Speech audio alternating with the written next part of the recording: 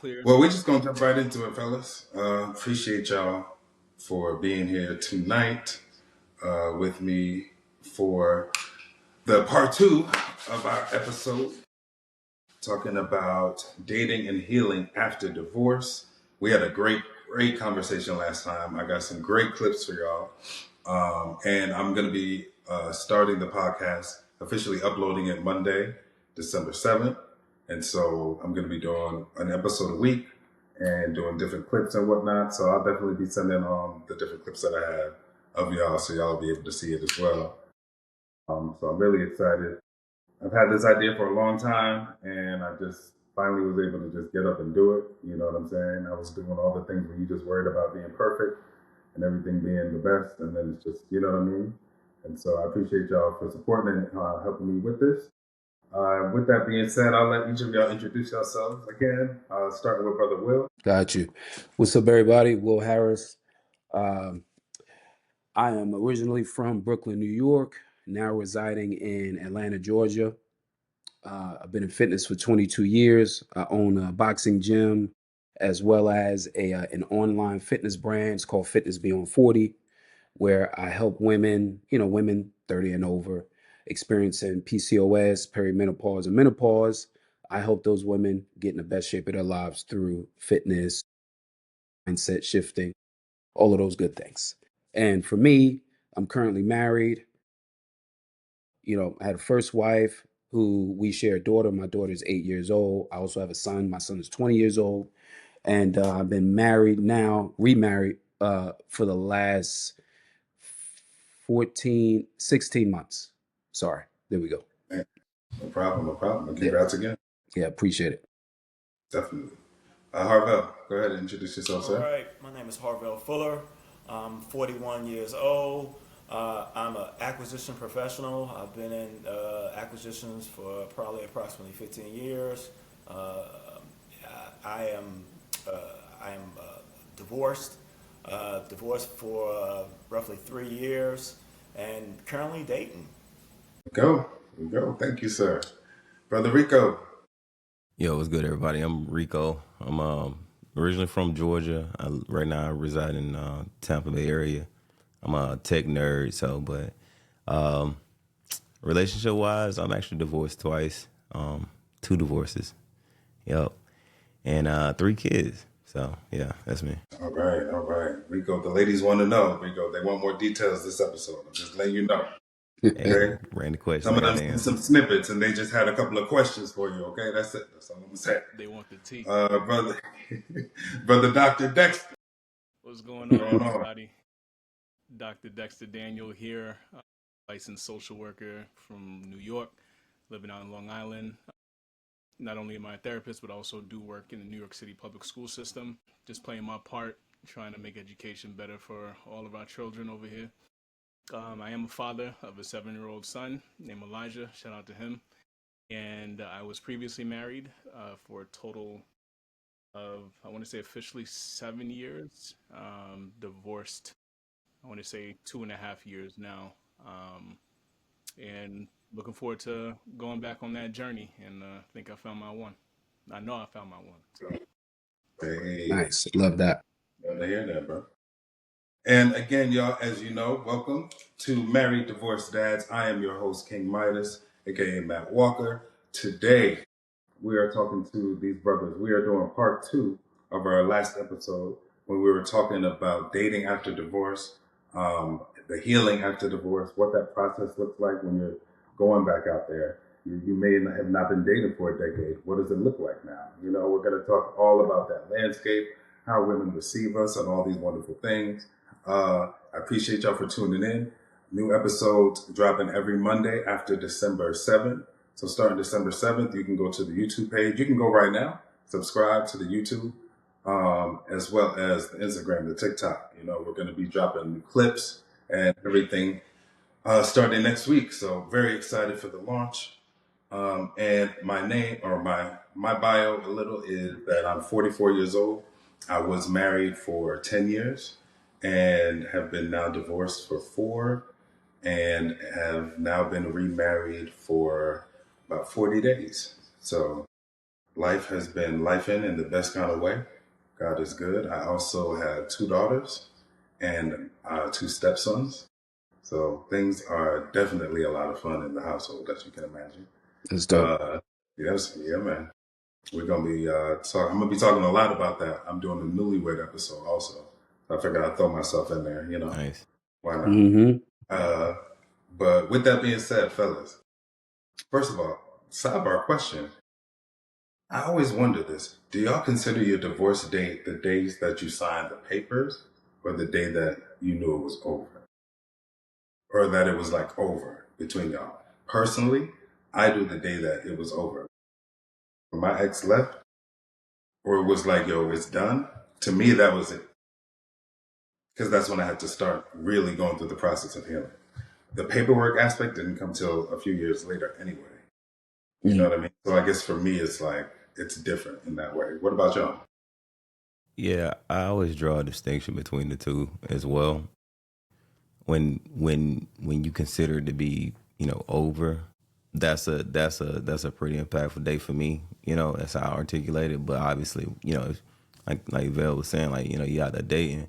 When you out there dating, you're not officially, divorced. It means something. So you really can't, like, not acknowledge that piece too. So I try both. But for me, I'm like you. Yeah, I would concur with that because to be honest, it's all about your mental and emotional attachment, and when you see that detachment potentially on the other side, you already start doing that equal detachment for yourself, mentally and emotionally, and then pretty much you start moving physically, along with that same detachment. So I would concur with that. Because the paperwork, we all know, marriage is a legal thing. The legal thing is just something that we just have to do. That's the final nail in the coffin, I would say. Mm-hmm. Yeah, I agree. Same thing. I ain't really got to elaborate too much on it because y'all said everything. Well, I agree. Yeah, I think that's a really good question that you asked. I know that from an emotional standpoint, it's over when you say it's over. At least Yeah. that's what it was for me. But I knew that I had to go through the legal process, and Mm-hmm. for me, I actually took about a year before I officially filed the paperwork. Yeah. Because I wanted to make sure, because that's a big decision to make. You know what I mean? It's not one of those things that you just throw out there. You say you're going to do it just because like you're upset about something. Like if you go say you're going to do it, then mean it, Mm-hmm. right? So I was intentional about Yeah. making sure I took my time before I did it, and really went into I seek counsel about it, and had to reflect on the decision as well too. But I think officially it's when you sign the paperwork. Because I'm gonna put it to you like this: like let's say if I was in a position, back when I was dating, and I met a woman who told me that she didn't file the paperwork yet, it's still kind of hands off for me at that point in time. And I was in that position before where people were like, "Oh, the papers ain't filed yet. We might have to put a pause on this." And I totally respected that. You know what I mean? I knew where I was Mm-hmm. going with it, but I think just using that rhetoric, I'm gonna say it's officially when you file the paperwork. But I definitely will agree that from an emotional standpoint and a mental standpoint, when you know you're done, it's done at that moment. Mm-hmm. Yeah, I agree. That is an interesting point that you bring up, though, because I dated while separated. Mm. Wow. So my whole thing was always, if if you have decided that it's over, I have to accept that. So go ahead and handle the paperwork aspect of it, and I'll sign what I need to sign after we worked out the details, which we were able to do very easily. But to me, it was just like, I'm not going to start this process. Like, that's, you know what I mean? I kind of feel like that's on you now. Like, I'm not going to fight anything. And so within that time, because I didn't date, even really consider doing anything for like 16 months.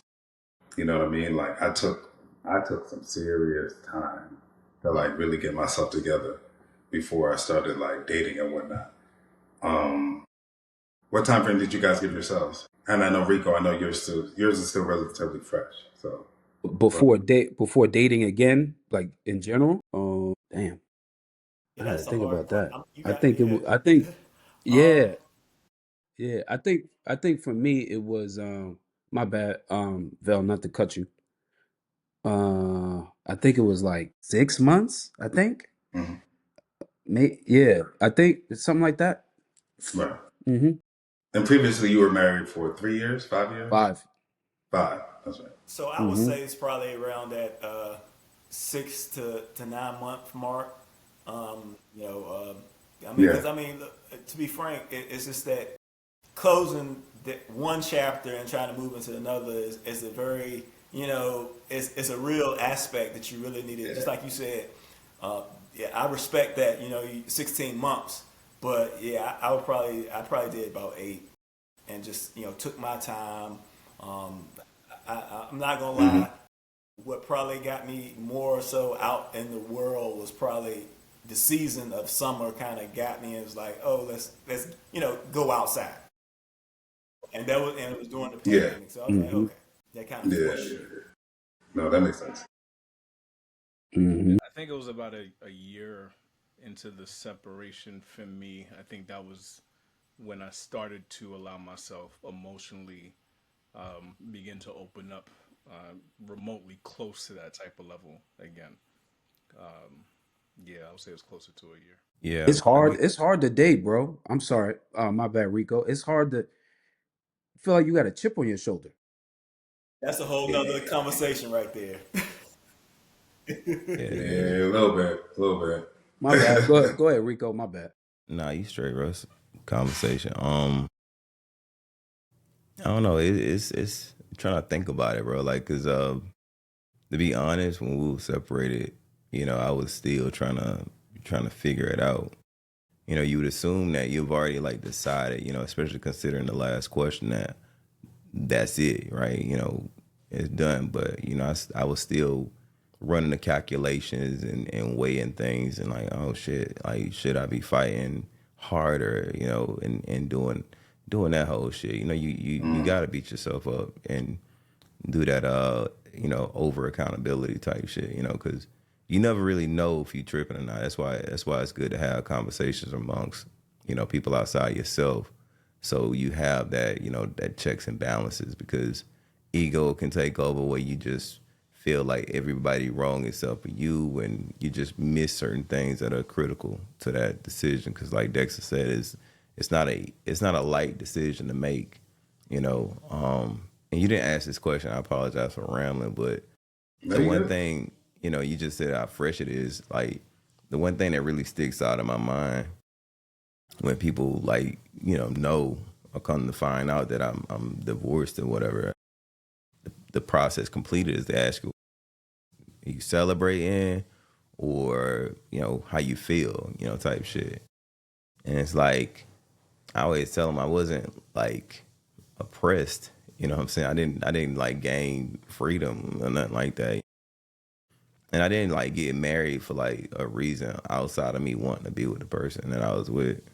So nah, it ain't a celebration, but at the same time, it's not, you're mourning the death of a relationship, but at the same time, you do have to acknowledge that if it wasn't supposed to happen, it wouldn't have happened, and there was something that you were supposed to gain from it. So get that, do your assessment of the wreckage, pick the gems out that you're gonna need to rebuild yourself into whatever you were meant to be that you didn't know, and keep pushing. But to answer the question though, I would say it was probably like about 6 months or so. I mean, I'm a slow starter ish, so I'm Hmm. not like out just like shooting shots.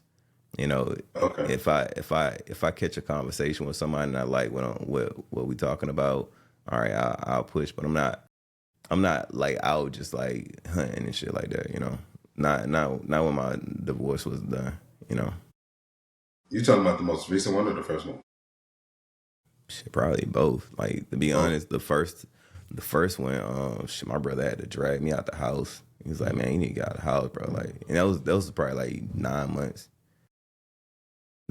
in, at least. So yeah, My boys had to pull me out the house too, so I understand completely. Mm-hmm. They like literally came by the crib.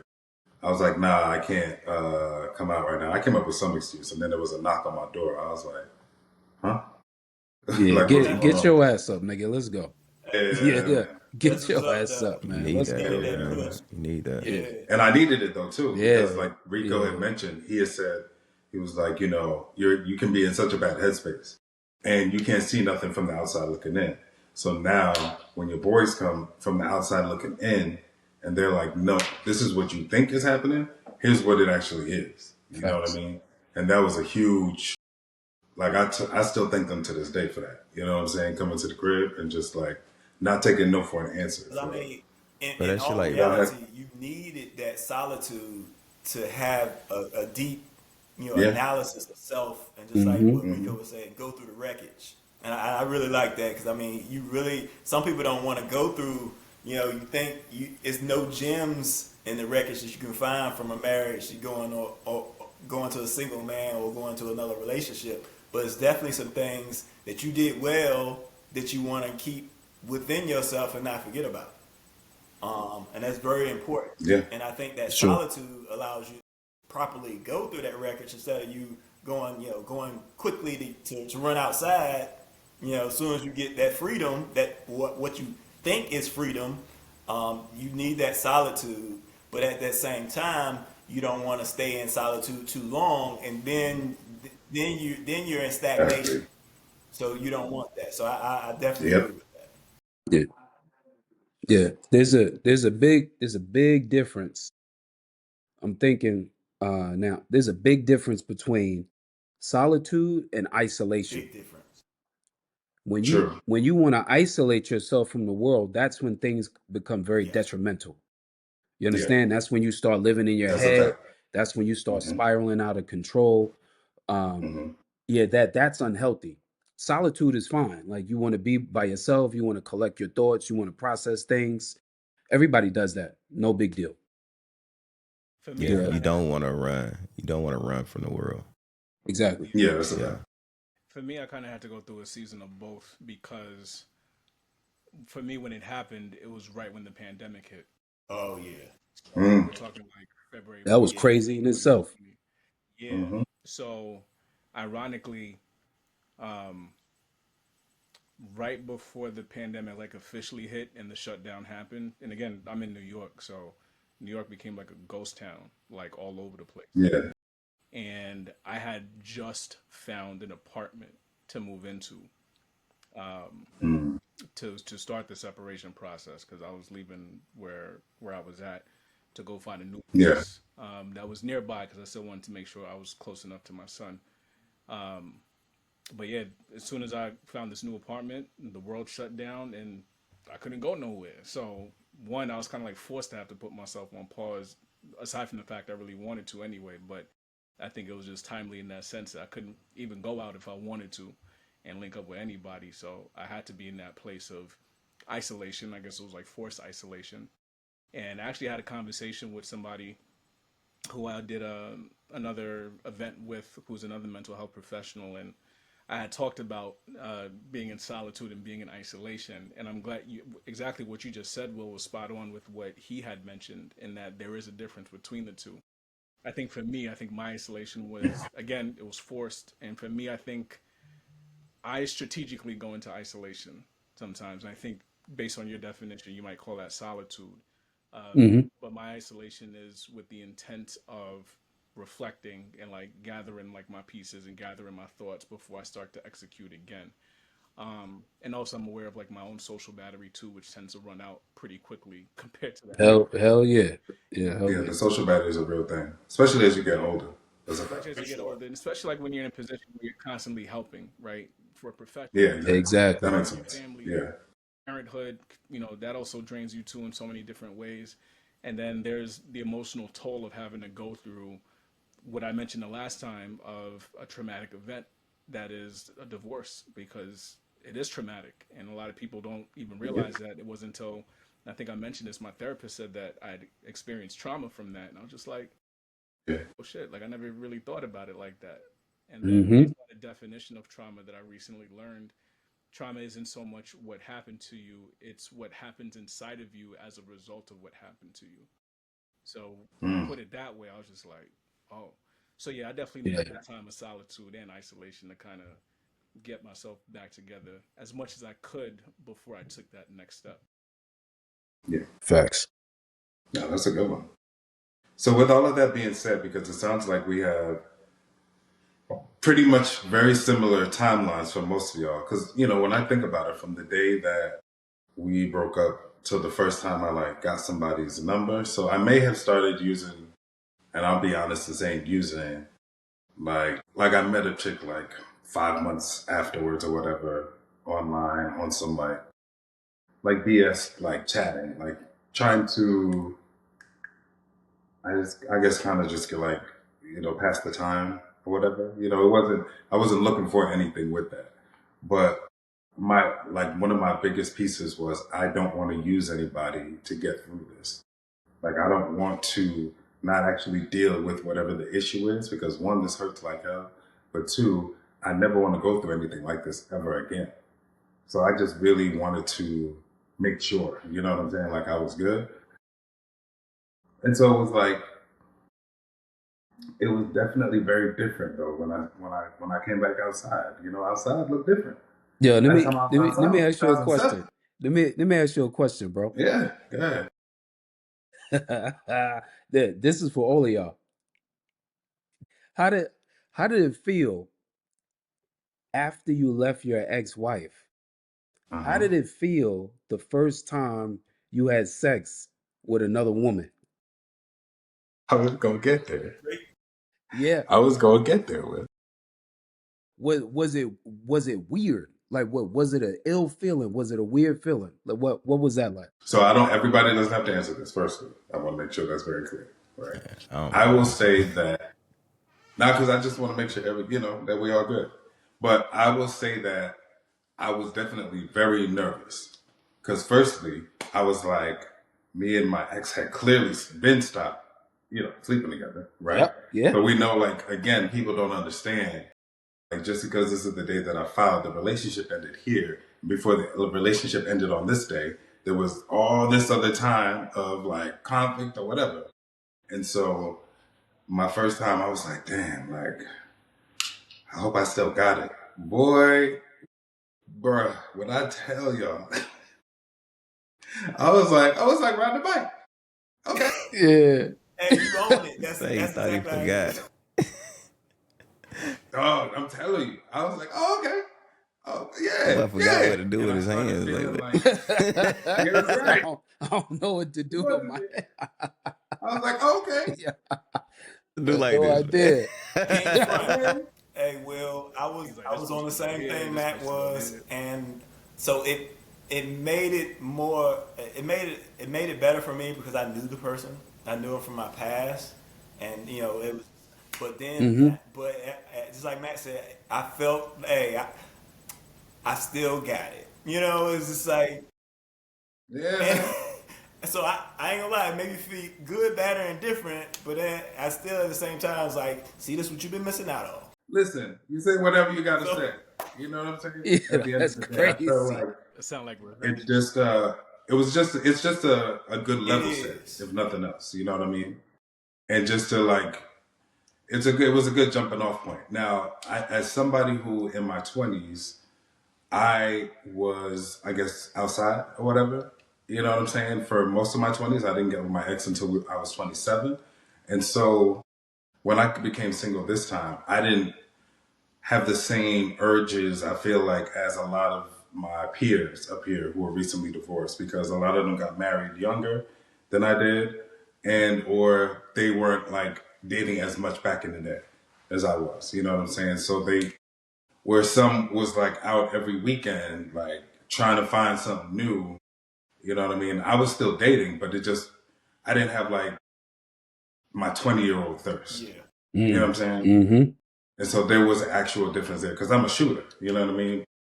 But it's still very different. And then the selection process was so different, even for anybody I was spending any kind of time with. The selection process is different. Back then, the criteria, I had criteria, but come on, you know what I'm saying? Yeah. Yeah. 21, 22. Yeah. you know, we're trying to get on anything we can get on. Mm-hmm. You know what I mean? And now it's like, right.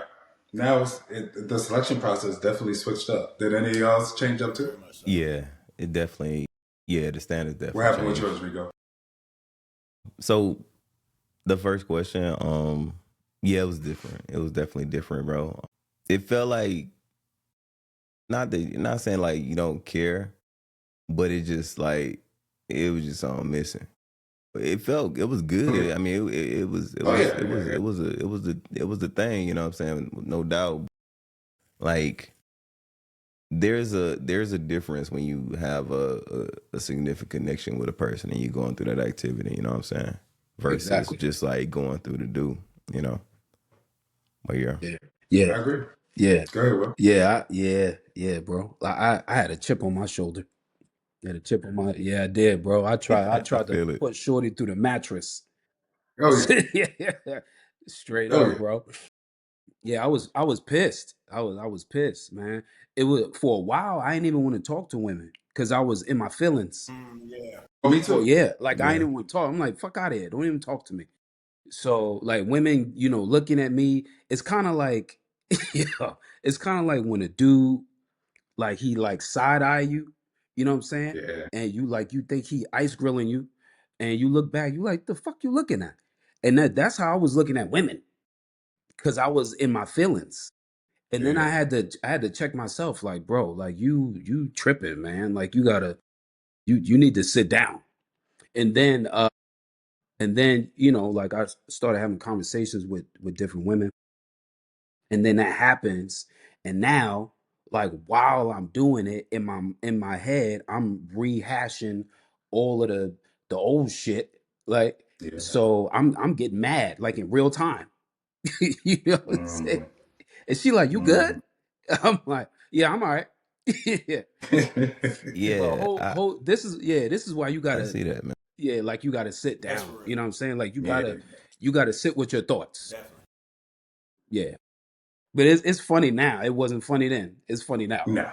Yeah. That's a fact. I mean, you could I ain't look want back. to. Rico, you was about to say something again? No, I was gonna say you could look back on it now, right? And I think the key here is that we've acquired this thing called wisdom, which we didn't have much of in our early 20s, which is why we moved differently after the fact, right? So That's a like fact. the standards are different, the perspective is different, your check boxes are totally different. Now, what your intentions are or what your plan is after the divorce or after or while you're going through the whole process, you know, that's gonna in a sense influence, you know, how you're gonna end up making these connections in the first place. Like you chances are you're not even like ready to even jump right back into the whole process of like trying to find your partner again and none of that. So off the bat, you're already thinking or you already decided like whatever connection that this is about to be, it's temporary, it ain't gonna last forever, it's gonna be what it is, and then you just keep it moving, right?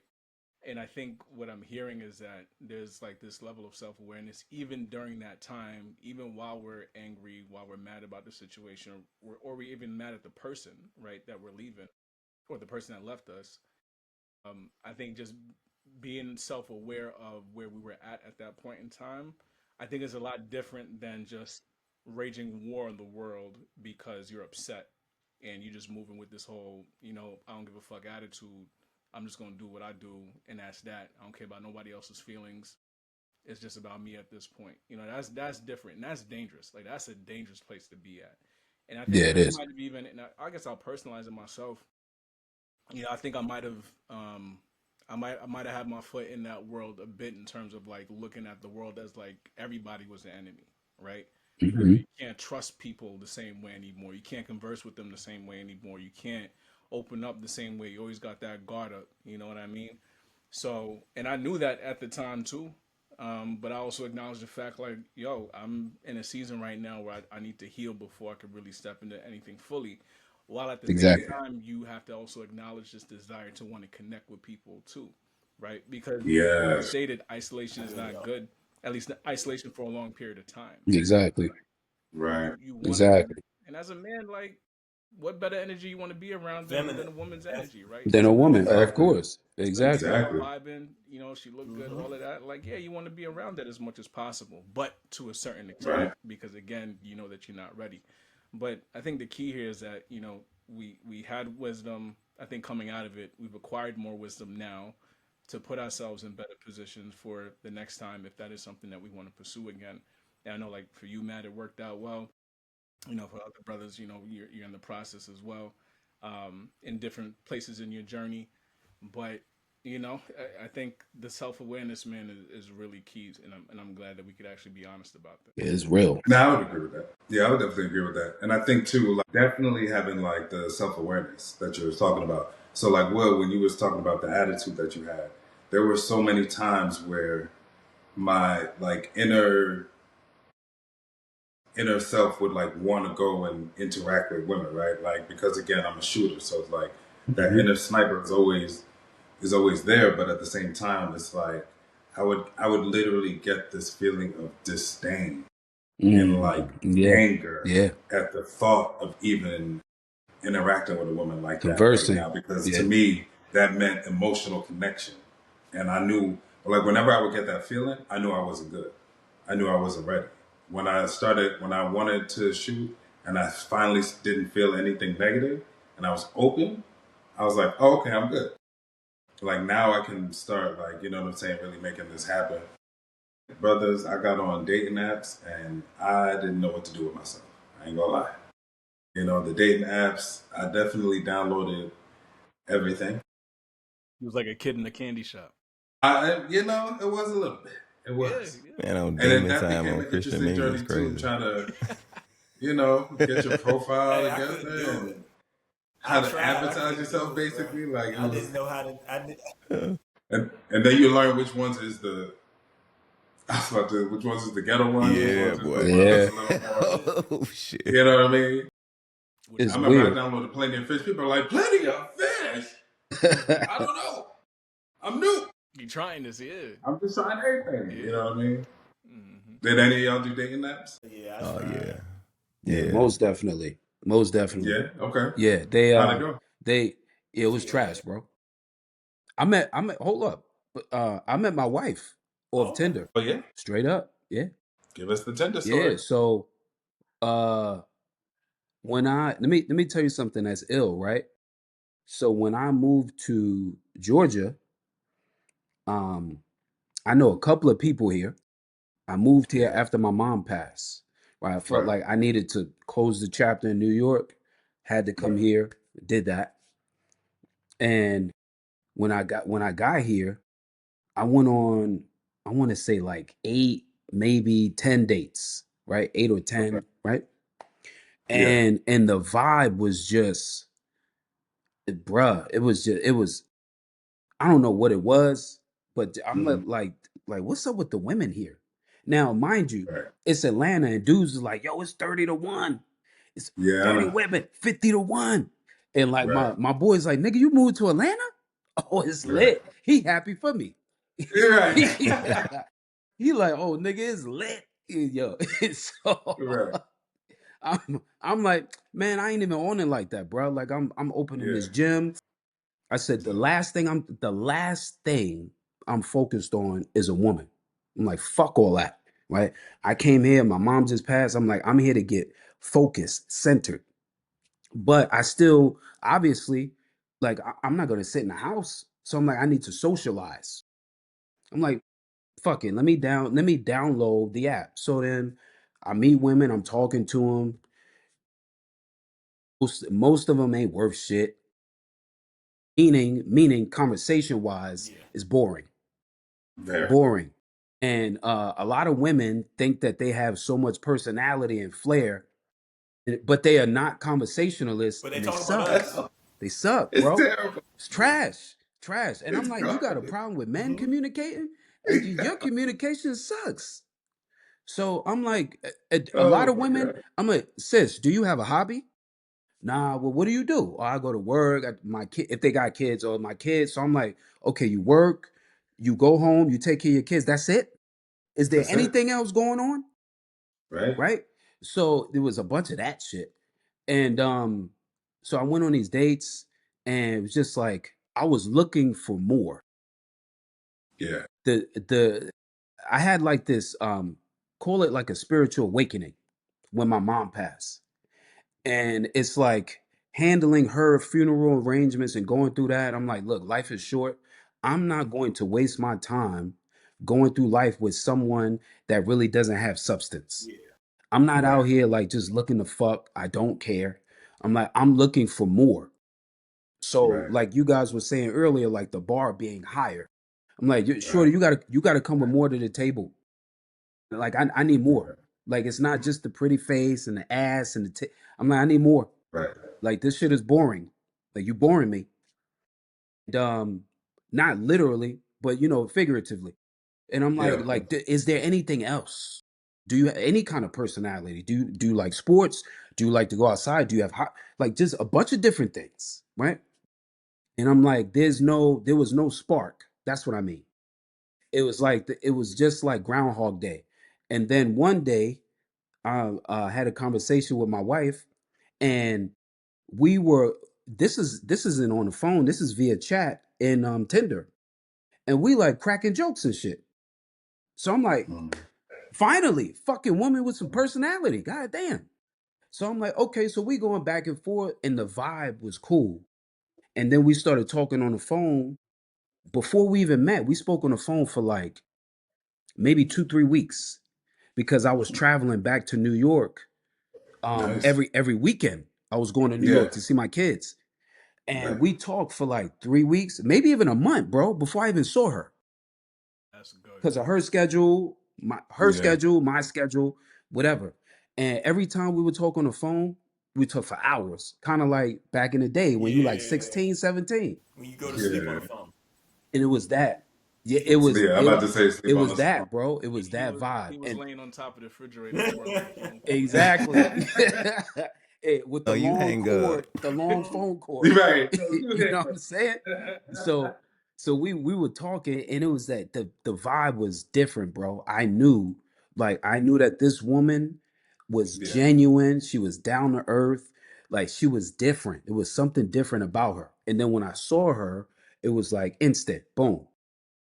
And we went out the first time we met. So my gym, my studio was right in the complex where there was a Dunkin' Donuts at the end of it. So we met at the Dunkin' Donuts, and I told her now this is when I knew she was different. Over conversation, we had been talking about like ice cream or whatever. She brought me butter pecan ice cream the first time we met. And Mm. she was like, I know you mentioned like you like this ice cream. She brought it for me. I'm like, okay, On the strength. Attention. okay, That's all big right, though. See, okay. ladies, That's see, different. ladies, She ice cream listening. dates do She work. hearing you. Yeah, I'm like, Ice cream dates do I'm work. like, okay, cool, cool. And we met. She had a client she had to meet. We only spoke for like 30 minutes. And Mm. then we went out on a date, and she was like, let's let's go have some fun. Let's go out to eat and let's go bowling. I'm like, let's do that. Let's do that. Uh it was just dope, bro. It was just dope. She's just Sounds like it, bro. yeah, she's a different, a whole different vibe, bro. Whole different Yeah. vibe, man. And like you would never know, you know what I'm saying? Like when you see us, you would never know that we met off Tinder. Never. But it was just one of those that slipped through the cracks. A bunch of niggas Mhm. mishandled her. They fumbled, and they just Right. lined me right up. And Yeah. that's how it's supposed to go. And I've actually met a lot more people than I thought I ever would who have met their person on Tinder, Yeah, specifically Tinder.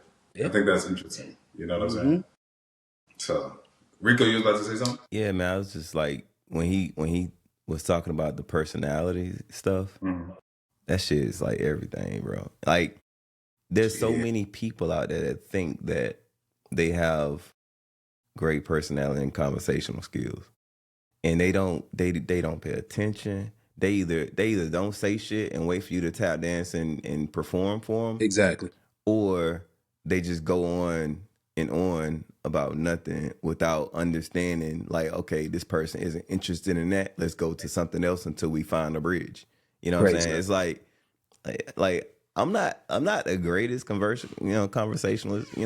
I had to buy books. I'm gonna just keep it 100. I had to buy books on, breaking the ice, on, forming, genuine connection. Because to be honest, bro, I think I might be on the spectrum. Because I never really was good at holding conversations. I can go without, talking to people. I code and do shit like that for work. You know what I mean? And I'm fine with it. Most people was like, oh, I can't wait to get back into the office to talk to people, and I'm like, I'm cool. I mean, if I You like did, fuck I did. that. You know what I'm saying? He said, "I'm fine." But Yeah, it's just Right. it's just all of being aware of yourself, and also That's the being thing. aware of things outside of yourself, meaning the person that's in front of you probably Right. being bored ad nauseum. You know what Oh, I'm saying? So man. you can either move the conversation or say, you know what, I don't think we the right, I don't think this is a spark, Exactly. like you were saying, but Right. yeah, I was feeling all that, bro. And I think that's the part that's on us, though, right? As men, we have to make sure that if we're not feeling something, you then decide what you want to do. And if you're not feeling it, Move around. move on. Back in the Move day, around. I wouldn't feel it and I would force it because whatever. And nowadays, it's like, okay, I don't need to or want to waste my time.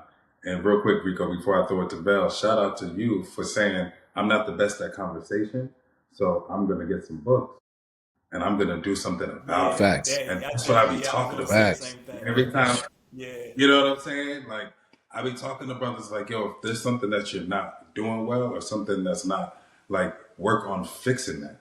Like, before I started dating anybody, I had to understand how to be able to really do conflict resolution for real because I realized, like, I used to be a tit for tat. You know what I'm saying? Like, I had to get out of that completely. So I did something about it. I knew I had to get my mental health together. So I was in therapy heavy, doing something about it. Like, I want more of us to take control of our situations. You know what I'm saying? But go ahead, man. Well, What I was were you going about to, to say? pretty much piggyback off of Will and Rico, and I think what we find when we, you meet those people that say they're great conversationalists or something like that. I really want to say it's a heightened ego that says that, and in reality that they've never had that, I guess, constructive criticism that they allowed to seep in, and sometimes someone's heightened ego won't hear everything because they have their ears aren't going to hear negative or critical items for them to actually take in and take effect and hold on making themselves better. But I would say that I'm the same way in terms of Rico. I would I definitely on the spectrum of being an introvert. But I would say I have my extroverted time, so I would consider myself to be an omnivert, kind of in the middle. So I have my highs and lows. Oh, So yeah. I definitely, I too, let's pick up a book. Like right now, I'm reading a book on friendship. Just trying to understand, and I also got Like that that. concept and understanding of self awareness that I came up with no siblings. So if I didn't have any siblings that was in the house, and it was just me and mom's, I might need to work on how to talk to other people and how to have conversations Oh, yeah. and commonalities with people. Because That's guess real. what, my best friends are my rock collection and my baseball cards. That was me at home. Yeah. That's just the reality. Yeah. I'm glad that you shared that. And I think that you brought up some real genuine and really dope points just now. Well, were you about to say something, or Dex? Mm-mm. I didn't want to cut y'all off. Mm-mm. No? Oh, okay. Yeah, I think that's a really good point. And so now when you look at things, so Dexter, you're in a relationship. I know you're saying like it's very serious and you're feeling good about it. So, that's a blessing. What work do you feel like you had to do specifically to be able to get to a place to trust a woman again? Because I remember we met on social media, we met on Clubhouse. I mean, the ladies was always throwing their Christian drawers at Dex, Stop. and you heard me, they would have a cross on it or whatever, because, But you know, they would be, come on now, they would be Not, not, throwing not all the not the, the meta drawers. oh my God, Dexter, This guy. he's so, oh my This, God. You know what I mean? He's such a good man. He's such a good dad. Oh shit. Sorry, I'm going through a divorce right now. Hey, I'm not really dating anybody. Curved them for years. Curved them left and right. hey, she Uh-huh. boy, saw that letting though. them She stew. saw that. You know what I'm saying? As long as you So know. what got you to a place to where you were like, yeah, nah, and this is different? You know, I think that's a really good question. I think I had to get to a place where I knew I had to give people the benefit of the doubt. Like, I can't, it's okay for me to change my standards or at least like to raise the bar, right? Right. But you Right. can't raise it so high to the point where now what you're demanding is perfection. And if that's the case, then you're going to be single for the rest of your life. Right. And I knew that there was a part of me that still wanted to pursue a a healthy marriage, right? I don't want to say happy Yeah. because happy is nice, but happy is a feeling and feelings are fleeting, right? And we know that there are going to be times in your marriage where it's not always going to be happy, right? But nonetheless, I wanted Mm-hmm. something that was solid and healthy. So knowing that I wanted to get back to that place, I knew I had to open myself back up. And I think it was really just a matter of time until I felt as though that I was able to do that. And that was when I started pursuing again. Like y'all, I did the whole dating apps thing. New Mm-hmm. York is a very tough market, man. It really is. So, Everybody say that about their market, Hell bro. yeah. gosh, man. Except you. Well, yeah. Mm-hmm. Well, I'm sure Houston has a whole lot of options out there. And my thought would have been for you, Will, like you moving out to Atlanta. Like, yeah, I heard some things about Atlanta too. Like, yeah, I heard about the ratios, and it's crazy. But when Right. you think about the So, quality of women, the right. ratio drops a whole lot, right? So, Listen. and I think That that's every. much. Quality That over much. quantity. Yeah, I'm sure you would know about Atlanta, right? But I think that's everywhere you go, and you would think like in a city as big as New York, like the options are there's a plethora, right? But then you're talking about, well, how many of those women actually meet the standards that you're looking for? So that became a whole process in and of itself. And in my situation, sorry New York, I had to give up on New York, and I found my shorty in Maryland on social media. So Shout out to it DMV. worked out in that way. And Mm-hmm. what had helped me Y'all met on social media too? in a way. So Yeah. a friend of mine that was on Clubhouse actually found her on Kendra G. Shout out to Kendra G. Oh, okay. Okay. So she had a speed dating event in DC, and Yeah. my homegirl had sent me her interview that she did with Kendra G on YouTube, and she was like, Oh, "Oh, she okay. seems like your type." And my friends got this running joke that I have a type, Mm. so I was like, "All right, let me check this out." And I saw the interview, and I was just like, "Oh, all right, I maybe I do have a Yeah. type. Right. she They put might be me on to on. something, yeah. Something about her. Maybe I do. Yeah. So then, yeah, so it pretty much like took off from there. So if it wasn't for that platform, I would have never known. So yeah, technically we met, I guess you could say, off of social media. But I think that she has also helped me in my process as well too, because she has proven to me that what you're looking for does exist. You just have to be Mm. patient and be willing to endure Right. the process, right? And don't force it. You don't know how long it's going to take. So by her proving that to me, one of the ways in which she did was that she was just very consistent in who she was. And so we met September of last year. Um, Mm. I like her even more now as a person, just let alone the fact that this Right. is my partner, but I like her even more as a person, which lets me know that we can connect on that deep level, not on some like superficial shit, but like on the things that Exactly. actually matters. Exactly. And you're actually cool, Exactly. and you have a great Yeah. personality, and she can actually Exactly. make me laugh. Like Exactly. if you can find yourself a woman that can make you laugh, you That's Keep a got her. something fact. solid there. You know what I Yeah, mean? man. Come Keep on her. now. Keep her. So I that be telling women that's the cheat code. Because so many women not Right, funny. No disrespect. bro. Nah, Ladies. all it So nah, many of nah, y'all are don't just pull it back, bro. not Nah, funny. don't pull it back. All they're the not. disrespect. You're They're right. Don't You're not. So right. don't like pull that it back. personality piece you was talking on is really important. Now at least It it's is. important for me, and I think it is for a lot of people. For some people, that may not be the case, but I know for what I was looking for, she definitely fit the most. I think by her being consistent in who she was, especially being a trustworthy person, being a person of value, being somebody that was humble, being a Christian woman, our values were aligned there, being a family person, being a caring person, a loving person. And just again, Right. just so consistent. Like she hasn't missed a mark yet when it comes to that.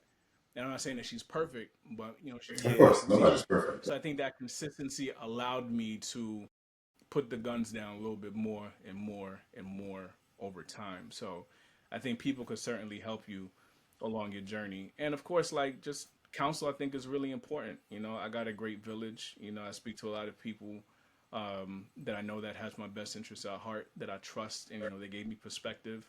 I think Clubhouse is one of those platforms too where I connected with great people, and even like hearing your perspective, Matt, a lot of times, and you push me to in many different ways to kind of get my narrative out there. But having just counsel, I think really really played a huge part. So I knew that internally for me, when I didn't feel like I had to be on guard 100% of the time, I knew that I was headed in the right direction. When I don't have to That's side eye every single thing that you say, because I could read between the lines, especially like given the things that I've been through. I'm the right. master at reading between lines. Like you breathe funny, and I'm already looking at you sideways. That's a fact. Because a trigger, I'm dead serious. because a trigger for Yeah. me is when you stop doing something that I've been accustomed to you doing. Now, when you Of course. stop, all of a sudden, like my radar goes off. Mm-hmm. I mean, Why are you so comfortable now? Right. right. You know what I mean? And I get it. Like things kind of like wean off a little bit over time, but I'm talking about like a complete switch up. Yeah, not if you're genuine. Yeah.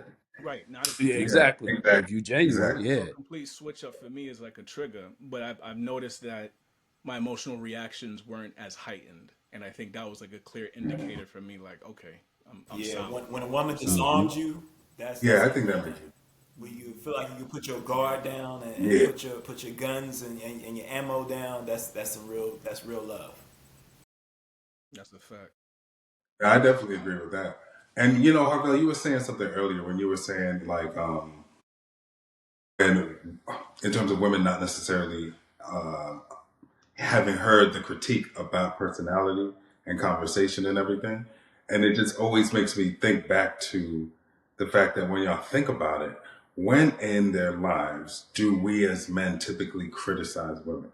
Like we're all in our late 30s, early 40s for the most part. When was a time when we really like would give women feedback on their behavior? Because when we're younger and we're trying to sleep with them, we're not going to give them any feedback because I don't want anything that's going to ruin the opportunity to sleep with you. So I'm not going to tell you the truth. And when you think about how most men interact with women, for the most part, outside of the serious people that you date, that's kind of like the running theme for a lot of brothers. That's why there's also so much non-committal engagements going on, right? Situationships and all that. I don't have to keep it real with you because there's no connection here. And if I keep it real with you about something I don't like, I'm not going to get the thing that I want. And I think like low key, and it just dawned on me, obviously, like, going through all the stuff with becoming divorced, but it just dawned on me. And I was like, damn, we really, in my mind anyway, we really do set ourselves up in a way. For failure. Because now, for failure, because now we're like, damn, these women don't have no personality. Well, we also haven't required a personality for probably most of their interactions. And then it also makes sense when you think about it when women say, like, men don't pursue anymore. We all know that men pursue. Right? We all know that still happens. We pursue what we want. But when we're younger or less mature, we pursue any and everything. And because we don't require a deep connection oftentimes, now the women are used to this one energy, which is the pursuit energy. So as they get older, and they may not look the same, that pursuit energy doesn't necessarily come in the same volume. So now it's like men don't like women no more.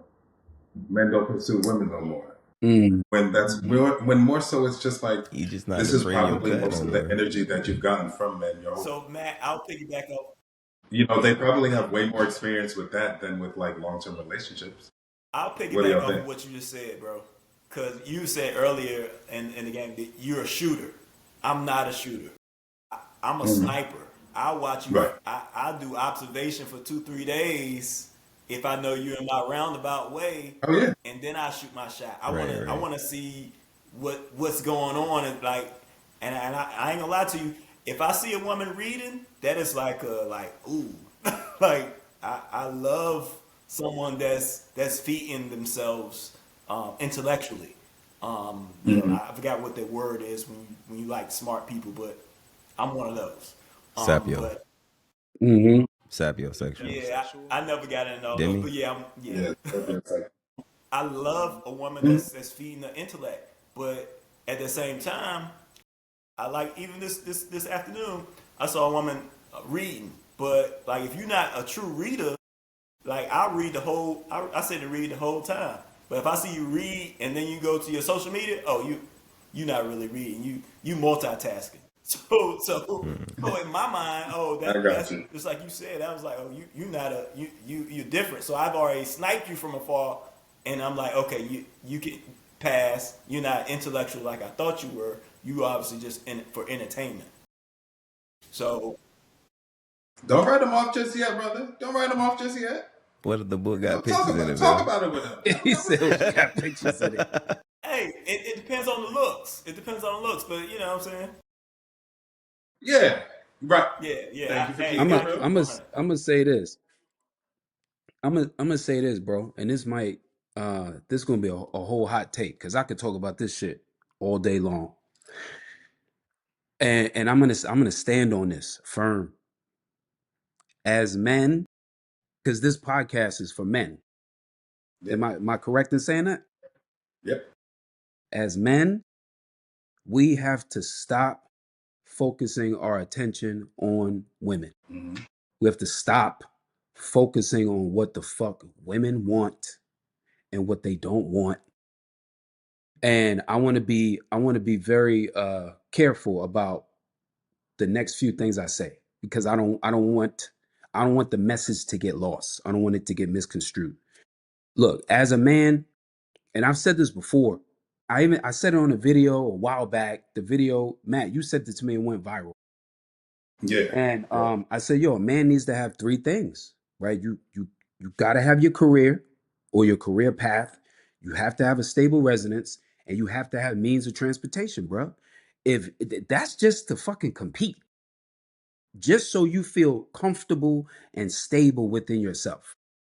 If you have a car and you got a crib, but you ain't got no job, you fucked up. If you have a For sure. job and you have a car, but you have no place to stay, you fucked up. So you gotta have three out of three. Now, the only way, the only way that you can obtain those things as if is if your thoughts and your actions are in alignment. And this is where us as men, this is where we fuck up all the time. This is where we drop the ball every time. Because we say we want one thing and you do some fuck shit. Yep. Every time. You say you want this and you doing that. You want to be with this woman, but you sleeping with that woman. You want a better job, you want a career, you want this, but you out here, you blowing through bread. Every time you get Right. money, you fucking it up. Um, you want structure and you want to be disciplined, but you also want to be immature. And you cannot ride both sides of the fence, bro. Yeah. Right? So I think that when a man, and this happens for all of us at different times in our lives, when Yes. a man comes to when he makes the conclusion that he is the problem and the solution, that's when your life Mm. changes. When That's a when fact. when a man takes accountability for all of the stupid shit, all of the dumb decisions, all of the fuck ups, everything that you've done, all of the manipulation, all of the lies, all of the deceit, everything that you've done to women, you are the common denominator. And you are the sum of your decisions. And once a man gets serious about himself, that's when you get serious about the women that you with. That's When true. you start respecting yourself, that's when you tolerate less from women. That's when you stop tolerating bad behavior. You understand what I'm saying? So once you start to respect yourself and once you start loving on yourself And once you start committing to yourself, meaning that you are a man of action, if I say I'm going to do this, that's exactly what I'm going to do. And once you start getting in alignment, that's when your whole, like, you look at women differently. The old you, right? And I'm almost done here. The old you, when you're younger, you chasing after pussy. The new and enlightened you're looking for substance. Now you're able to have a conversation and look her in her eyes instead of looking at her Very titties. true. Now you're able to or a little of both, or it's fine. both. Yeah, I like right? to look at But both. look, you could be right here, But I understand what you right? You could be right, and you ain't even tripping. You could go out on a date and actually be engaged on the date. The old That's you true. is just thinking like, yo, when is this shit over? Because look, you already know what I'm trying to do. Yeah. The new you is like, okay, I'm really actively listening to this woman because I want to hear if her thoughts and opinions and principles, ideals, if they're in alignment with mine. Not The second time we've heard this yeah, word alignment, with mine. You right? know what I'm saying? So once you mature in your way of thinking, your selection becomes a lot more acute, and you start making better decisions. But all of that is a derivative of who you are and how you feel about yourself. So when you don't love yourself, you don't like yourself, you always make the wrong decisions and you keep picking the wrong women. Because I don't care what any man says. Your woman is a direct fucking reflection of you. That's the truth. Your woman is a reflection of who you are. When your woman represents you when you are not around. So how would you feel about that? How would you sleep? Would you be comfortable knowing that your woman is representing you the right way or not? You understand what I'm saying? I could go anywhere and remain silent and let my wife speak for me in Right. full confidence. Yeah. And not be embarrassed and not be worried. Not Yeah, one No speak time. way. on it. That's Not a one beautiful time. thing. There you go. But if a Right. woman, if you wouldn't allow a woman to speak for you, bro, you shouldn't even be with that No woman. doubt. So Will, I Straight up. Let me just say this last one. Because the old me would be okay with sleeping with a woman, right? I'm like, yo, I'm just trying to hit. That's it, right? That's it. The new Right. me is like, yo, even if we just fucking, let's say this woman gets pregnant. Would I be okay with that? Because that's what you have to ask Would yourself. I be okay with that? Would I feel comfortable with this woman being my child's mother? If the answer is no, nigga, you shouldn't be with her. That's a fact. Straight up. That's it, bro. You got it, Vel. So I mean, I'm having this conversation with my oldest son. He just turned 13, and you know what kind of conversations we supposed to have, you know, at 12, 13 age. And I'm gonna be honest with you, the first things I haven't even sparked on the physical sexual conversation. I'm all having a conversation about respect, trust, and love, and it starts with self. You know, respecting self, trusting self based off that respect, and gaining respect and trust off yourself. You're gonna learn to love yourself, and you're looking for that same on the outside. You want to ensure that you find someone that respect themselves to a certain degree, and they trust themselves, able to trust you, and then potentially love will spark out of that. So I mean, it's those are the tangible characteristics that I'm trying to instill in my kids, to let them know in terms of what would you even be able to effectively have in a relationship if you don't have those intangibles. No, I would definitely agree with that. Rico, were you about to say something before? No, I wouldn't. I was just thinking, taking it all in, bro. Yeah, y'all dropping a lot of yeah, when you brought it up about your son, bro, that's a lot of that is we talk about what we are, right, and where we looking to go, but I don't think enough conversation is had about how we got to where we are. You know what I mean? So we could, break potential cycles. So I think it's important that you appeal to your sons and your daughters too.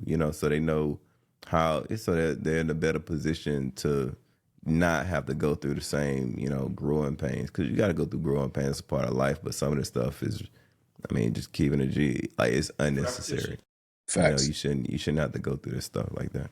Facts. And I think that's a fact. And I think that's one of the main reasons why. So it's interesting, right? A few different things. Do y'all, with just like a shaking or a nod or whatever, would y'all agree that it's a certain type of man that even looks to be in a committed relationship and to get married? Oh, yeah. One that's Or not do you broken. feel like it's any man? I feel like it's a certain type of man that desires marriage and the covenant. You know what I'm saying? And I also feel like because we understand that, when we come back out to dating, like there's a reason why men are 3 times more likely to remarry than women, right? Like most guys, like you'll hear women talk about being able to have like, a group of women, they'll grow old together, be friends, be with each other literally every day. Most guys are like, I don't want to be around guys all day, every day for the rest of my life. Like that's not my goal. There's got to be like some women in there, you know what I mean, kind of thing. And so men, we do always search for that connection. And I think the men like ourselves who, have gone through this process, when we are open to even doing it again, we do everything. The goal anyway is to do what you can to make sure it doesn't happen again.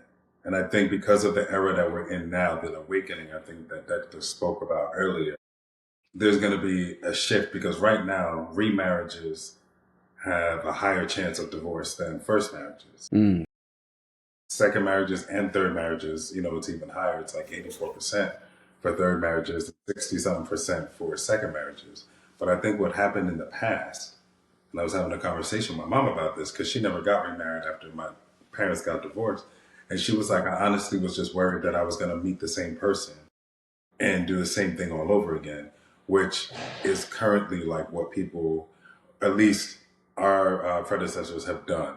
I think our millennial age group or folks are getting a different type of healing versus getting divorced and this just jumping back out. The past generations are the ones that taught us the best way to get over somebody is to get under somebody else.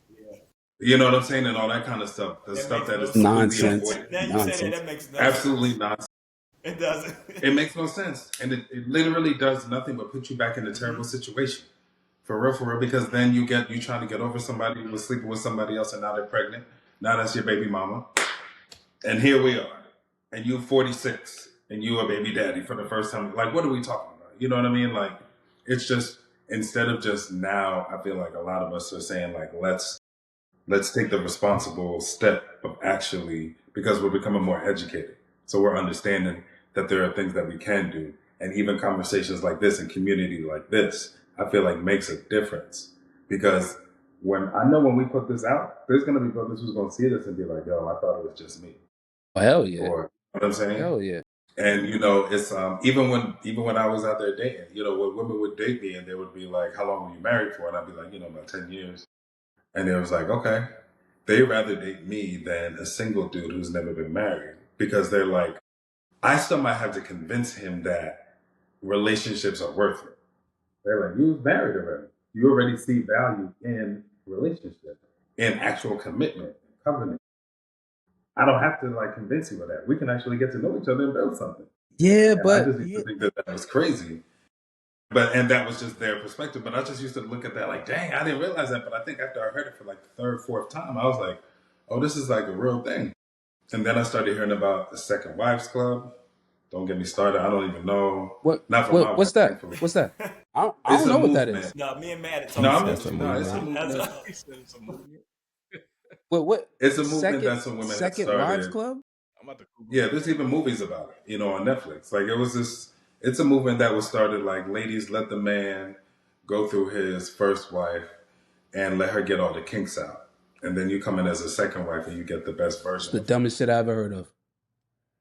Is it though? That's the Is dumbest, it You though? know? that's the Is it dumbest shit I though? ever heard of, bro. I mean, you know what? I kind of fuck with it though because I hate it. I don't like hate it. Yo, that when don't you make You no when say you that sense, now. bro. like It shouldn't be the goal, but I could see the rationale But hold behind on, it. right, hold on, right, hold on. right, right. All right, let me ask you that. Let me ask y'all this, right? Because both of y'all with it. Cool. But let me ask you this. Why did you get married in the first place?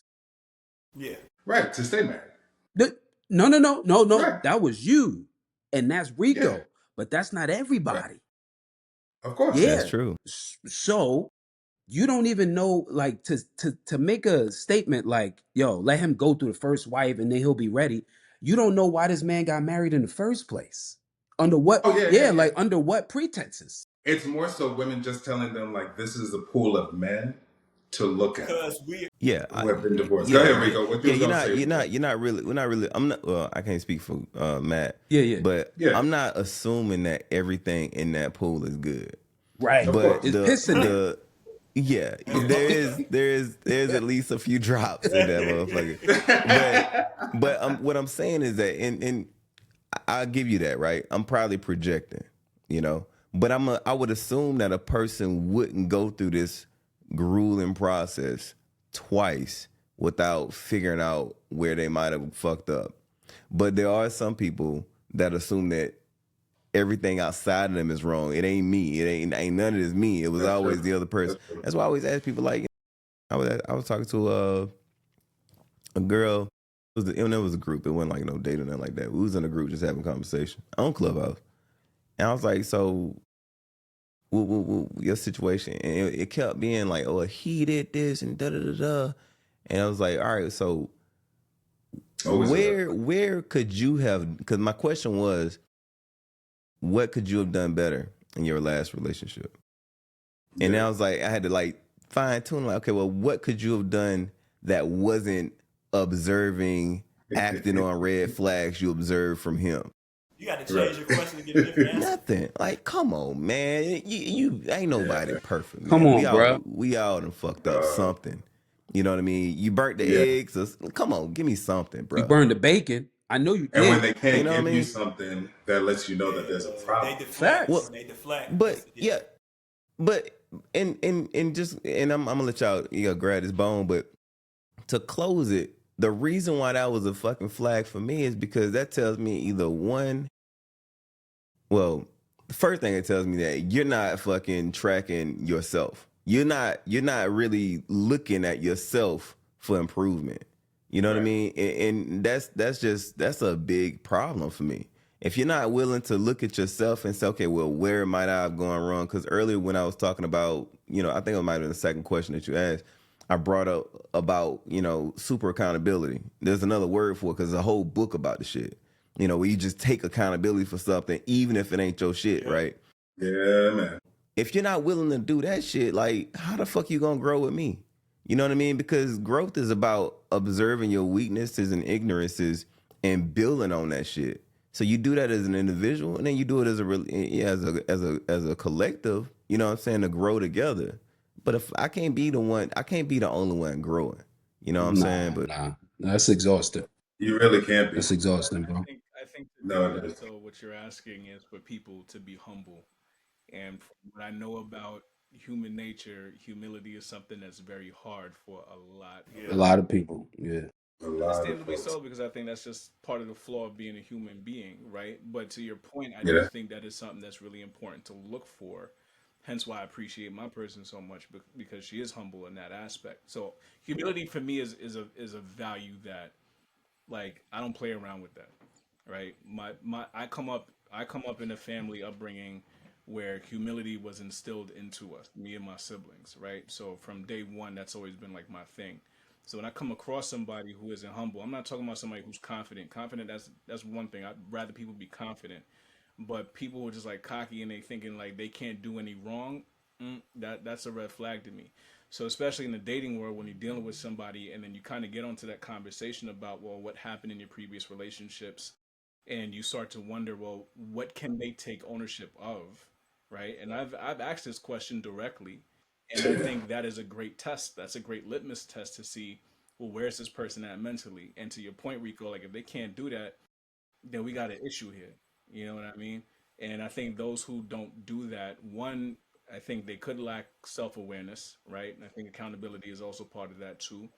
And I believe that the other thing is that they just lack humility. And for me personally, I can't be with somebody who's not humble. Like I can't. Like there's going to be a problem. Absolutely. And I think that's something that people should be looking for. yeah, I agree. I think it's one of those things. Oh, Rico, you were about to jump Yeah, back you in? got it, bro. Yeah, I'll wait. No, go. I was gonna say, I Go. think some people they focus a lot on how you view them. Yeah, You know what I perception. mean? Without understanding that you could go deeper than that, right? You know, first contact perception, that's a thing, but you can go deeper than that. You can expose yourself, be vulnerable, and say, look, I fucked up in this way, but this is what I learned from that, and this is how I've improved the way I move. And That speaks way higher for me than you sitting there trying to pretend you're pristine. You know what I mean? also to Yeah. that point, that also by you being able to respond and be vulnerable in that way, that also tests the person who's asking the question to see if they are willing to look past that too. Like if they can take on your vulnerability and not drop it, then I think that's also a great flag too. So I think there's an opportunity there where you're practicing vulnerability and you're also giving grace. And I think those two things definitely go hand in hand for something healthy and sustainable to develop and move forward with. But I know you was gonna say something, Matt. Yeah, no, because I think that, and I agree with you completely. And I think what happens is you don't even have to do much. Different interactions, like one of the things that you and Will both mentioned when you were talking about your ladies, is that they were like accountable and consistent. And what's interesting is one of the one of the pieces of like a feedback like I would give women or like in conversations we would have on social media is always funny to me. It would just be like how many times a woman would tell me what her standards were, or she would talk about like all of these rules, if you will, that she had, and then she would break them immediately. Yeah. You know what I'm saying? Like your standard is this, and this, and then depending on what I say, maybe I'm a little funnier than the last dude. Maybe I'm a little cooler. Maybe I'm a little taller. I'm 6'2". I'm a little taller than that last nigga that you know what I Is mean? that the And so is you that the go, 14%? you know, the 14% is shut up, and then now you going. And so that was one of the things for me where whenever I talk to a man who has settled down with a woman, that's one of the main things that men always say.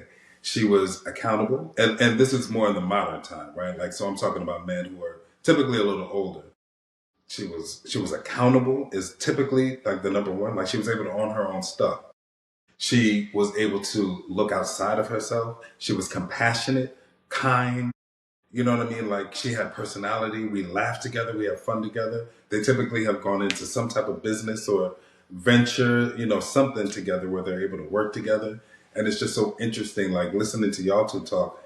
That's exactly what y'all are saying. It's the same thing I had with mine. Like we didn't meet for 2 months. So we talked for 2 months every day. You know what I'm saying? Because she was in Montreal and the schedule was aligning. So I got to really know who she was. And then when we met, and even as the relationship progressed, I was like, in my mind, I'm like, wow, she was serious about everything that she said. The boundaries that she laid out, she was dead serious about. She didn't waver on those. And I respected her for that because I would automatically lose respect for women who would give me boundaries and then the boundaries would just, you know what I'm saying? They would just disappear. And that's even to transition to like my last question for y'all. That's even what I tell like my mentees, my younger fraternity brothers.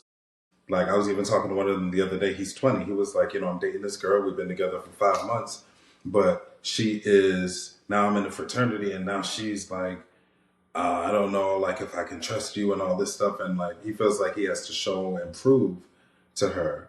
And I was explaining to him literally what we talk about now as our older selves. I was like, if she's not going to be confident that she can trust you, then you're going to be doing this for the rest of your relationship. It's never going to be good enough. And she's setting you up to basically be a pony chauffeur, a Facts. monkey and pony show. I tell you I'm uncomfortable, make me comfortable. And that's Mhm, sad. exactly. Just turning It it. depends. It Exactly. depends. I mean, You know what I'm saying? if the essence of who I am And so, is to and make when you I was comfortable, I explaining can't it do to anything else him, for you. right, there's nothing that you can do about that. You have to make yourself comfortable. And you knew I was in a fraternity when we met. So why would that be an issue now? Because I'm going to be around sorority girls? So you don't trust me. That's really what the issue is. Oh, you don't trust yourself. You don't know if you're good enough. That has nothing to do with Yeah. me.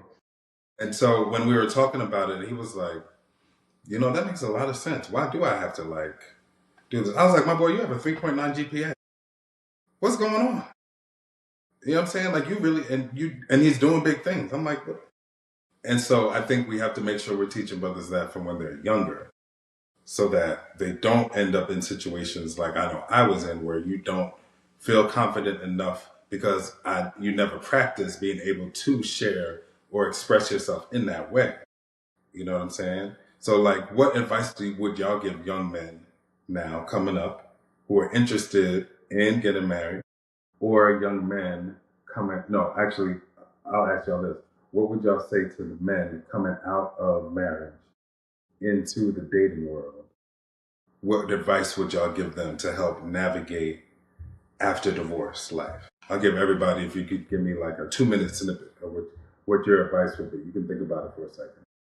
Ooh, I got. That's good. That's good. Yeah. Off the top of my head, I would say get to know yourself. Know yourself. Know your non-negotiables.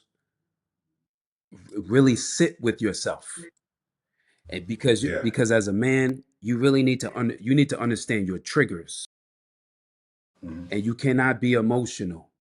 Right? Emotions, they come, like Dexter said, like they come and go. Your feelings are fleeting, right?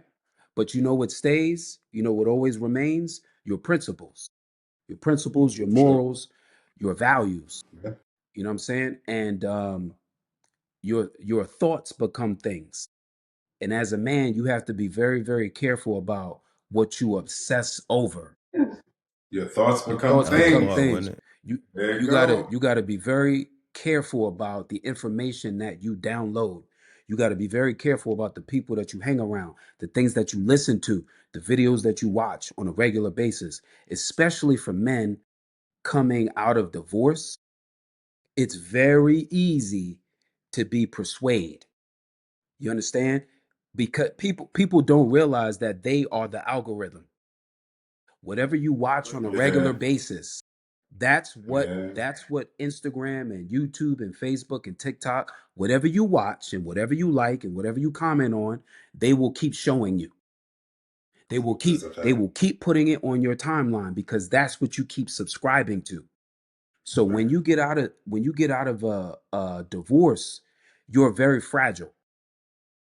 And you have to be very careful about the shit that you watch, the people you What you talk to, consume. Yes. the women that you interact with. So this is why personal growth and self-development is very important. Sit with yourself, bro, and be uncomfortable. Be Yes. uncomfortable. Stop trying to fucking get with the next woman to distract you, Yeah, man. to distract you. Be uncomfortable with your own thoughts and your own feelings. You know what I'm saying? Take your ass to therapy. Go. You need to go. You need to talk to somebody. I don't care how old, how big, how tough you think you are. Take your ass to a therapist, bro. I Talk. got th- I got 3 spots open. Just saying. You know what I'm saying? Exactly. Call Dexter and stop Talk, playing. man. Talk late. Cause we don't Play with him. we laughing, but yo, like you know how But many that's men real. don't Real go to shit. other men? It's like, yo, bro, I got a lot that I'm dealing with. And I don't know how to articulate these things. I know how I'm feeling, but I don't know how to express how I'm feeling, if that makes Definitely. sense. So Yeah. a lot of men internalize Absolutely. it and they implode. So take your ass to the therapist, bro. So that's it. That's all I gotta say. I think. I mean, you could really just end it on that note right there because I think that really covers. On the Dr. Dexter Yeah. commercial I mean, He said for the Dr. therapy. yo, Dexter. I'm send with that you. send that my Yeah, I'm way. done. Will, I'm gonna send you a check. But serious Not the note, referral bonus. on a serious Nigga, note, listen. like that, all that Will just said was essentially what I did when I went through my process, right? And I think that it also boils down to this. One, I think what really helped me was being able to reevaluate my value systems. So, for example, the concept of trust, I had to completely reconstruct that. Trust meant one thing to me at one point in time. I totally had to redefine it as to what that meant and what that looked like for me moving forward, right? Hmm. And that took time. To Will's point, like you got to give yourself time to go through that.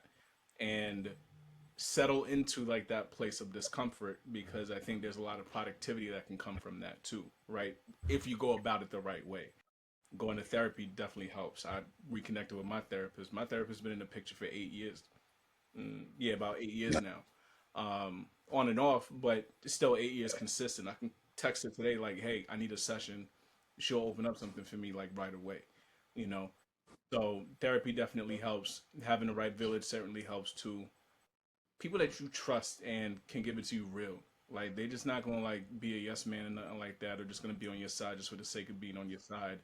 Like no, like you need people that can give you different perspectives, who look at things differently, and that's what helped me out a whole lot. So I certainly think that reevaluating your value systems and being clear on what they mean to you, even if you might have to like make some adjustments. And I think ultimately what you were talking to, Will, is really just understanding like what your purpose is. For me, I'm big on purpose.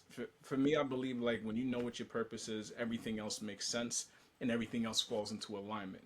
Because when you know what your purpose is, it makes it that much easier to determine or decipher what is for you and what is not. And that can go with people, that can go with jobs, that can go with friendships, whatever the case is. If it doesn't align with what you believe is your purpose in life, then you got to disregard it. And you really can't give it much time to think about how long you can keep that around. Say if it is a person, like, nah, you don't got time for that. Like, you got things to do. And I think for men, I believe like that's something that's missing for a lot of men. Hence why you hear about this epidemic that's happening lately of this lack of masculinity that's happening, right? And my argument Yeah, is Exactly. because there's a lack of awareness of what their purpose is. Because if you knew what that absolutely. was, then you'd be busy working, and everything Exactly. that you do would be intentional, especially when it comes down to the connections that you're making with people, especially with respect to the connections that you're making with women, if you are saying that you want to build a future with somebody. So it Right. boils down to Exactly. really, There are actions that come behind that. yeah, absolutely. I'm So I saying think it boils down to reevaluating your value systems and also being able to identify what your purpose is and move in that purpose. And I'll leave it at that. Yeah, it's dope. Yeah, I'm gonna try. Oh, Val, you up, Bubba? I mean, You got it. I'm gonna yeah, go Rico, I more want to off do a it on that. surface level since Will and Dexter kind of went deep, and this is like for those men that kind of been in the relationship for a while or a marriage for a long time, and I ain't gonna lie to you, I was, you know how people used to call, Bradgelina, you know, you start merging as two people, and your her likes become your likes a lot, and like you might. Yeah, So I would say just sit down and have a sense of self and reevaluate who you are, of what those things that you really truly like. Because I ain't gonna lie to you, I had to. Yeah, I was married for so long, from 23 to roughly 33, 35. So I had to get back out and understand what it is that I like. So as a and yeah, what I and in reality, and most people don't like to talk about it, we have feminine and masculine energy within us. We need to Of have that course. masculine energy, but we need to always get in touch with the feminine energy, and that's more of the creative side. So that allowed me to be more creative, get outside, enjoying the sunlight, taking more healthier steps for yourself. I was heavily in H2O. I'm always drinking water, and just taking those tangible steps to self heal on the surface level. Because I think a lot of times that you might have that deep dive. You might go and do therapy, but then you might find out you got high blood pressure, and because you're not actually progressing yourself in the masculine, and putting yourself through calisthenics and cardiovascular, and those simple things that you can really do just to be active. So just taking walks that's a in fact. parks by yourself, enjoying sunlight, getting that vitamin D, just to first thing in the morning, and understanding sometimes you got to put your earthing, putting take do the Erica Badu thing. Take your shoes and socks off and go, get in tune with grounding. Start touching the tree. Yeah. yeah. So it's just Grounding. that Yeah, that those concepts. I'm not gonna lie to you. I'm definitely, in terms of the spiritual realm and trying to have good energy, speaking good things. I ain't gonna lie to you, and that's probably since in these two texts you probably notice I'm a curser, but I have not used vulgarity because it's just that it's that energy that I like to to persuade, put out there. And it's just and then what I will say is within our culture, sometimes we don't allow ourselves to cross pollinate with other cultures, meaning like yoga. Some people, that if you feel like you're indoctrinated in certain things, you don't feel like you could do something and getting a sense of meditation and all those things. But you can pray, meditate, you can do yoga, you can just get inside with good positive energy. Just have it. And what's crazy, and I'll tell anybody, I'm sure Will probably double tap on this, and get a nice plate of food with all the color spectrums on there, and that Hell yeah. that feeds your energy. Not just having one color of food on your and that sounds crazy, but all those things, all that thing is just pouring into you good, valuable energy, in which is all you gonna do is give out good vibrations. So it's all about getting that in tune with your vibration, reevaluating your vibration. So when you get your vibe high vibrational things will come to you automatically. So you can go on Tinder and get a high vibrational date. Because that's exactly who you are. That's exactly how you got that. Facts. Yep. You are who you entertain. Exactly. Rico, go ahead, round it up for us, brother. I know you got some good stuff. Yeah, man.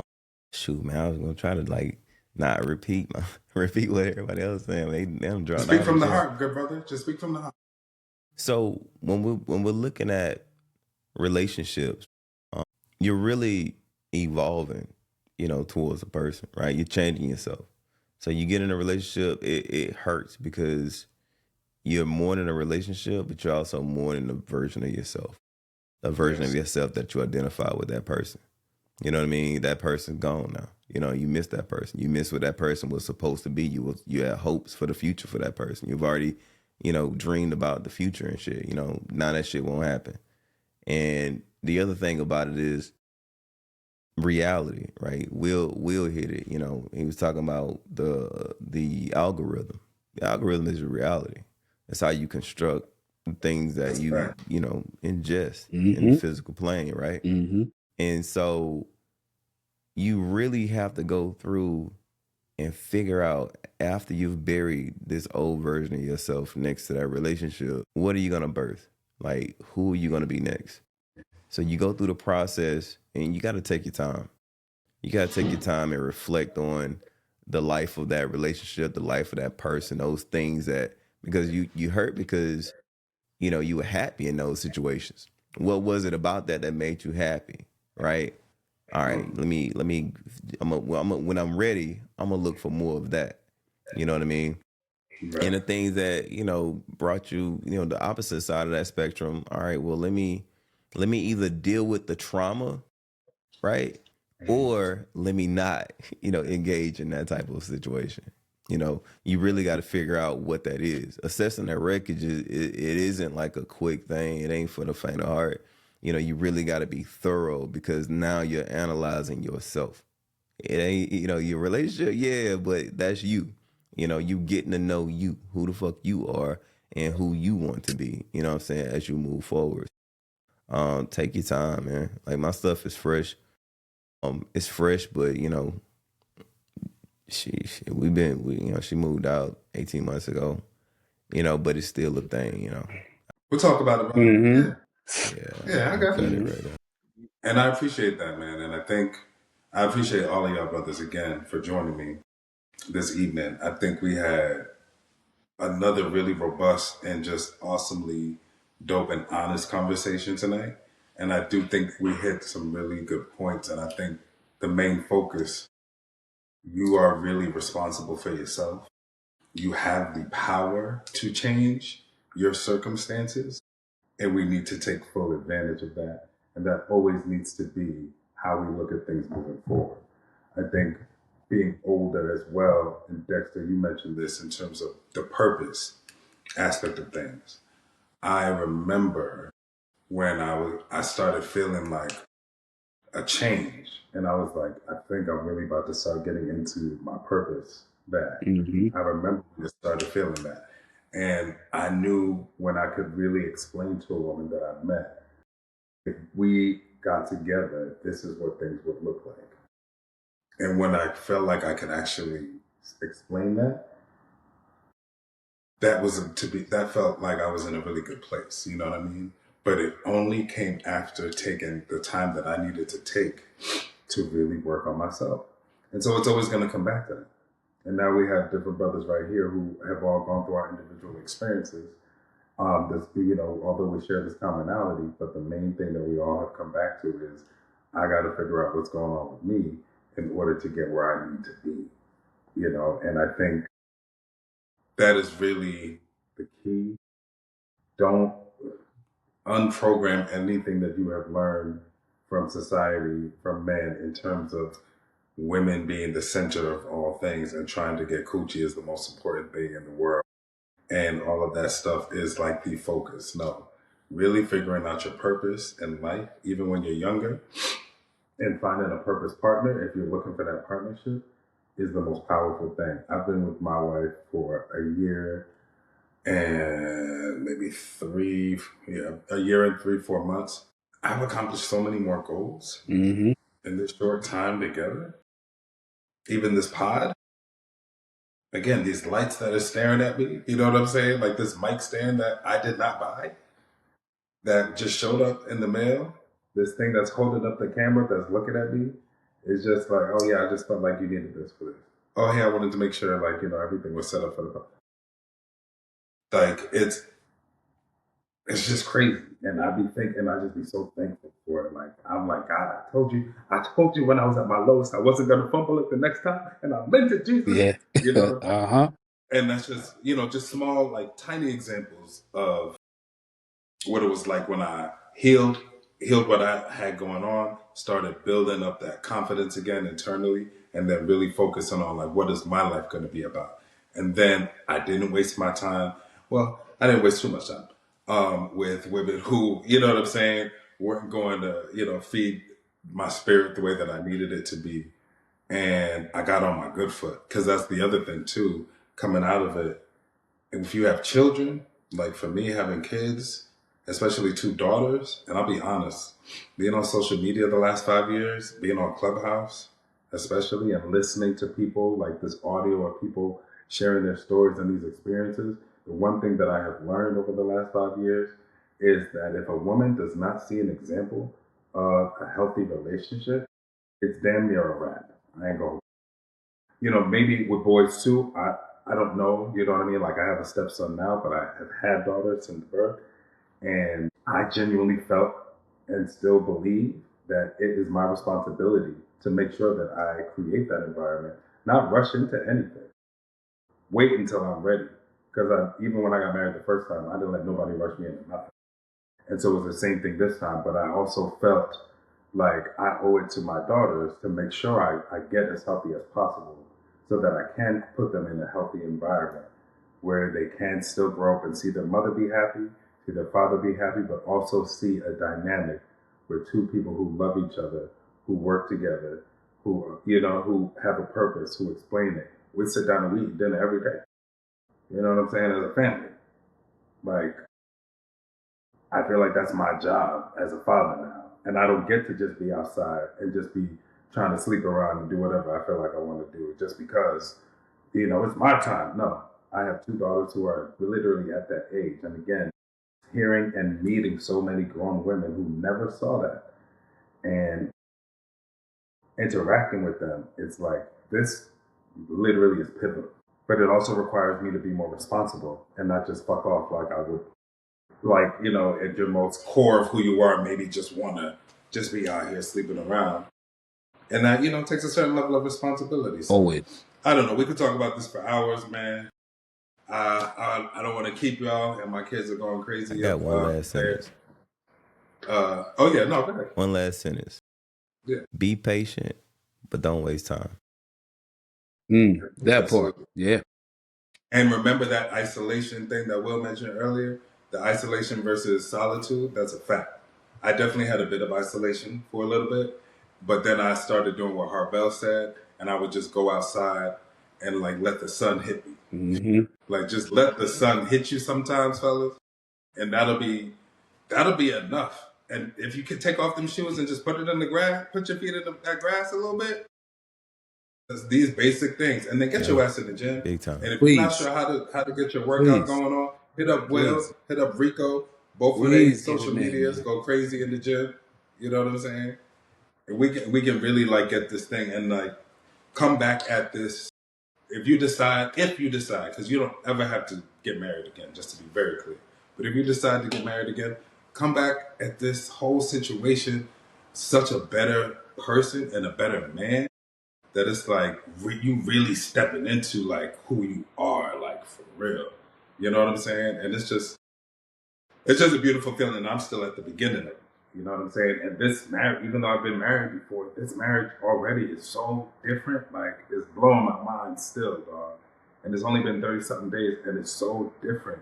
And I'm just like, yo, God, you really? Marriage is on, dope, dog. man. Like I want y'all to get married again. Rico, I want you to get married again. Val, I want you to get married. I want that. Me too. Marriage is dope, Absolutely. bro. It's dope. It really To is. find- lying, bro.